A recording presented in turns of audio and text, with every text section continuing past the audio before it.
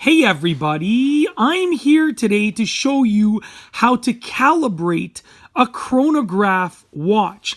As you can see, this is one of my watches and it has a chronograph function. You can see right here, these dials deal with the chronograph function. So what I'm gonna do is I'm gonna just turn the chronograph on. We're gonna start it. As you can see, they're moving. Now when I stop it and I reset it, as you can see, they don't go back to their normal positions. This is starting at, close to the 2, and this is starting at, after the 60, closer to the 2 or the 3. They should be pointing upwards. I'm going to show you how to calibrate those and reset them and adjust them. I'm just going to wait till this second hand moves, because what you want to do is you want to pull the crown out to the second position or the third position, depending on the watch and how many positions it has. You basically want to pull the crown out to the position where it's going to allow you to adjust the time, okay? Now, when you're in that position right there, you want to press one of the buttons, to adjust one of the chronograph dials, and the other button to adjust the other chronograph dial. Now, you have to experiment because some watches have like 4 buttons or 5 buttons. Luckily for me, this one only has 2, so watch as I push this top one. If I push it, look at that top dial.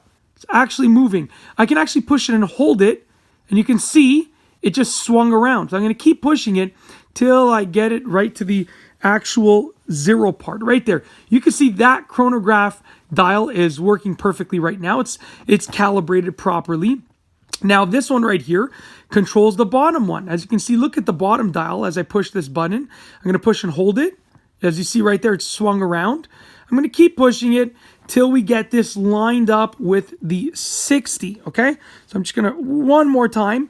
As you can see, I have now calibrated the chronograph features of the watch. I'm going to push this in right here, and it's going to start ticking again. Now when I use the chronograph, so when I start it, I'm just going to let it run just for, a few seconds.